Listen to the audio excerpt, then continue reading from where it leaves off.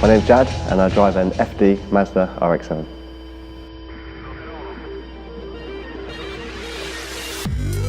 The original concept was to build a sleeper, just go for a bit of power.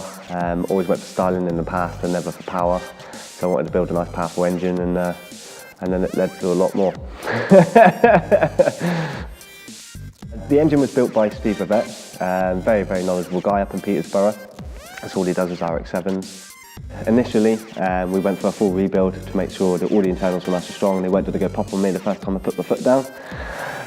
We've gone for a HKS T51 single turbo conversion. We've got AccuMist pumping water in to keep it nice and cool. We've got an aftermarket front mounted intercooler and radiator. We've got a nice Skyline R32 fuel pump pushing the fuel around.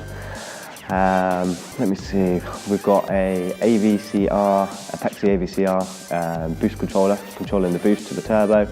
And we've got a Apexi Para C controlling everything that the engine does.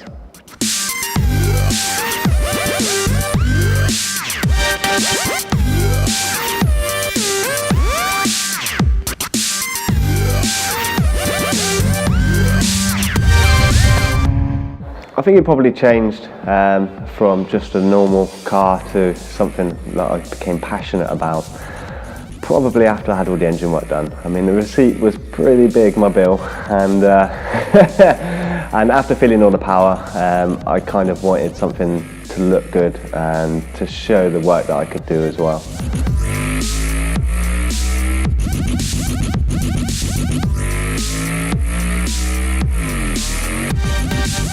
The body kit started off as a wide arch REA kit. I always wanted to go wide arch. I didn't know that I was going to go this wide until obviously I got my hands on these wheels.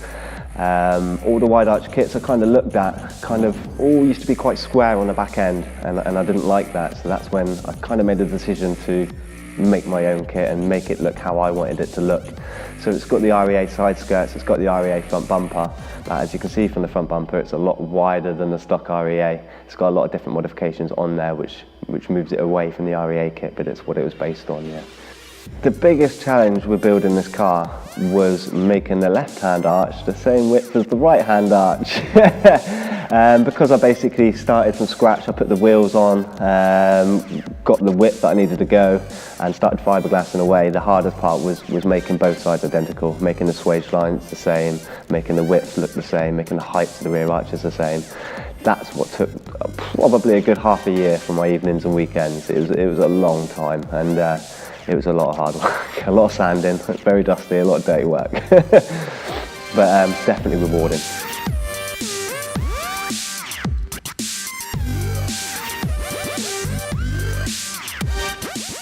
I chose a rotary because I love the sound of them. They're so unique, and my tax was only £60 for 6 months, which always helps. But no, I love the rotary engine. I love the way it sounds. I love the way it revs. I love how far up the rev range I can take it.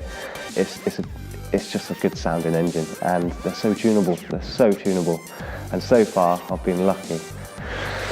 So far I've been lucky.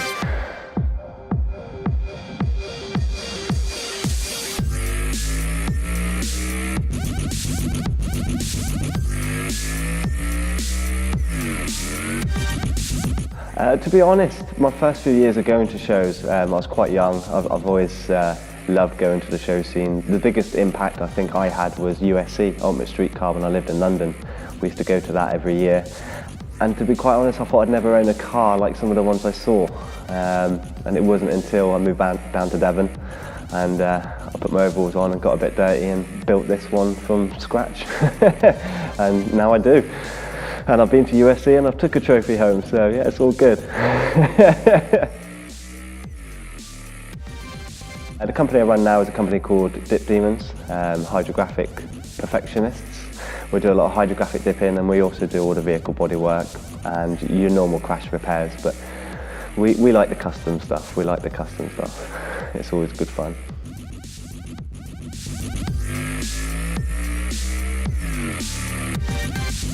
The biggest mod on the vehicle, and the biggest one that stands out and people point at and take pictures, has to be the wheels, the work misers. They're absolutely huge. The rear wheels are the same width as a Lamborghini Countach, which is, I do believe, the widest production wheel ever made. To get them again, they need to be custom made and sent over from Japan. The rears are 14.5 inches wide, the fronts are 9.5 inches wide, so we're running 335s on the back stretched, it should be 365s, and we're running 265s on the front stretched, it should be 285s.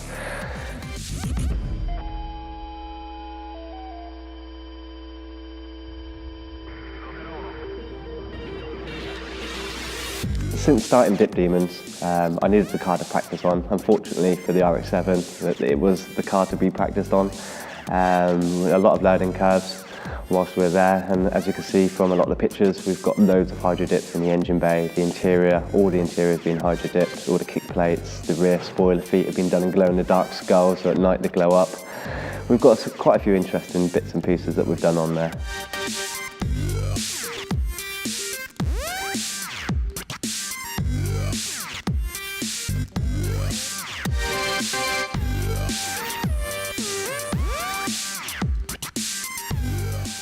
Okay, next I'm probably going to go for a bit more power. I'm currently running 460 brake at standard boost just to be safe because I don't want to be rebuilding my engine again. I think now we've got to this stage, I'm going to change the colour because it's been this colour for a few years. We need to get it looking fresh and in the old car scene and at the shows. Other than that, we're just going to go for a bit more power, start putting the boost up and make sure the inlet temperatures are nice and cool and go from there. Hopefully we might be able to have a bit of fun on the track one day if they let us on.